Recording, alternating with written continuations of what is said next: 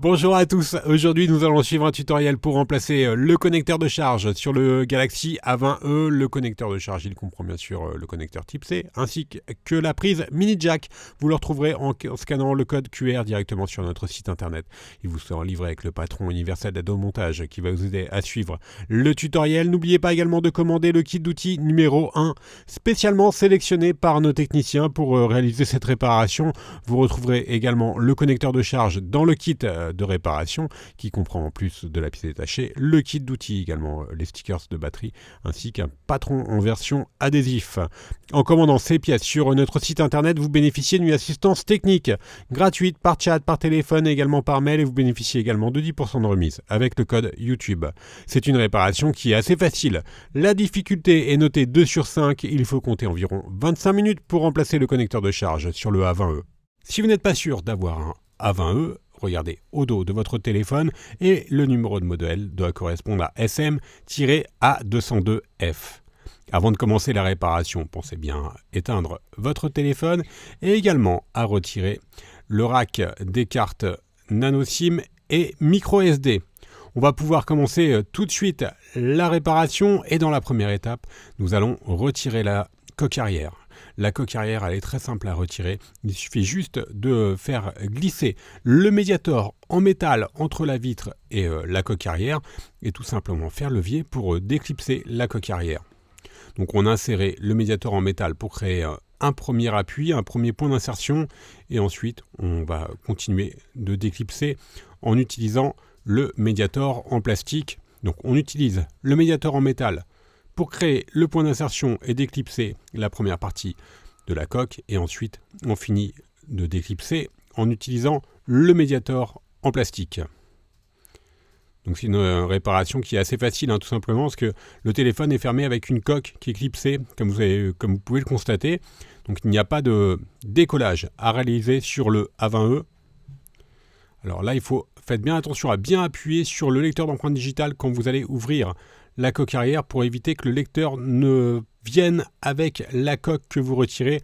Donc vous avez vu, on a fait un appui sur le lecteur d'empreinte digitale pour bien que celui-ci reste positionné sur le châssis du téléphone.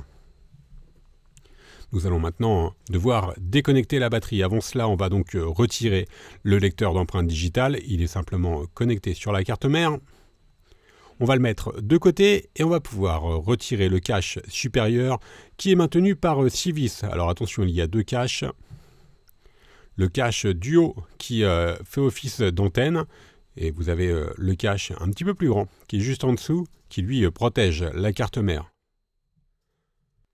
Maintenant, il nous reste juste à déclipser le module antenne, donc le cache supérieur à l'aide de la Bruxelles, de la pincette. On va faire de même évidemment pour le cache de la carte mère.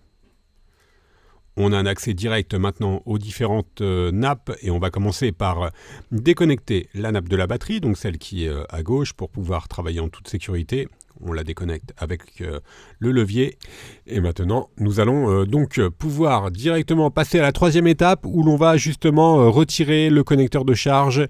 Dans un premier temps, nous allons déconnecter les 2 nappes d'interconnexion qui relient justement le connecteur de charge à la carte mère. Ensuite, on va zoomer un petit peu sur la partie basse du téléphone et l'on va retirer le cache inférieur qui comprend des antennes également.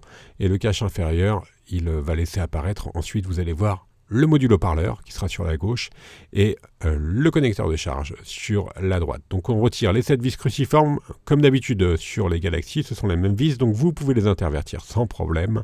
Ensuite on relève le cache et on l'enlève à l'aide de la pincette et il nous reste juste une vis à retirer pour pouvoir retirer le module connecteur de charge. Donc c'est une vis cruciforme, alors attention, elle n'a pas la même taille que les autres. Et ensuite on vient déconnecter la nappe d'interconnexion. Et on va pouvoir maintenant déconnecter également les 2 câbles coaxiaux qui relient le connecteur de charge à la carte mère.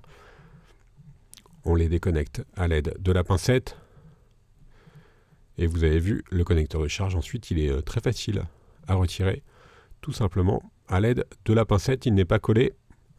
Et il comprend donc, je vous le rappelle, la prise de jack également et un micro. Voilà, la partie démontage est maintenant terminée. On va s'intéresser Au remontage, nous allons reprendre le nouveau connecteur de charge. On va le repositionner sur son emplacement d'origine.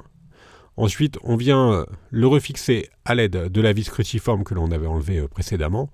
On reconnecte les deux câbles coaxiaux. Alors vous avez vu, le câble blanc, il passe bien sous la nappe de l'écran.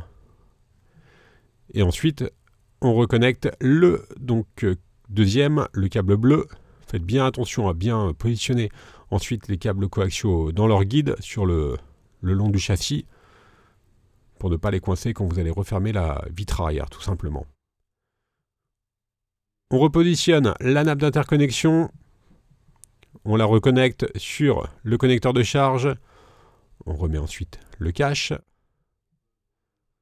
On va le reclipser et ensuite on repositionne les vis que l'on avait enlevées, donc les 7 vis cruciformes.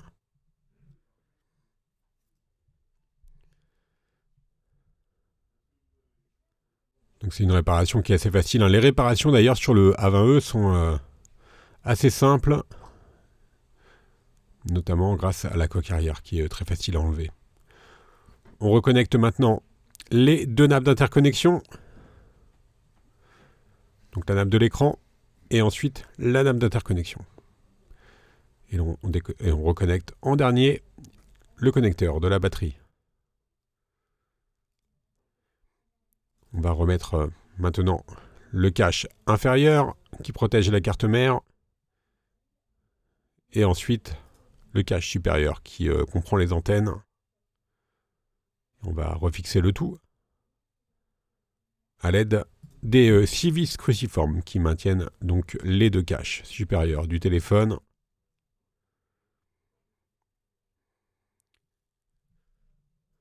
La seule difficulté sur ce téléphone-là, au niveau des réparations, c'est pour enlever la batterie, on est obligé d'utiliser un liquide spécial. C'est juste si vous devez changer votre écran par exemple. Mais les autres réparations sont assez facilement réalisables.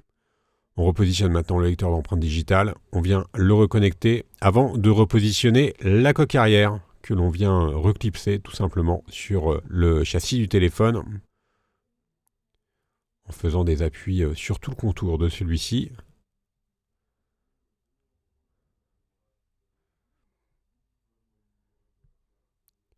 Vous avez vu également que les lentilles de protection de la caméra sont incluses sur la coque arrière.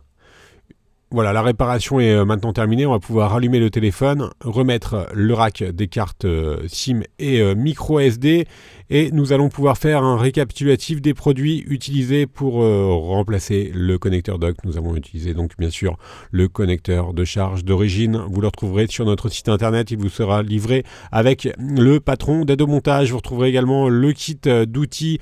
On reste joignable bien sûr par mail, par chat et également par téléphone et vous bénéficiez de 10% de remise avec le code YouTube. Vous retrouverez bien sûr toutes les pièces détachées, les accessoires ainsi que les tutoriels de réparation pour le A20E sur notre site internet. Merci à tous d'avoir suivi ce tutoriel et à bientôt pour de nouvelles vidéos.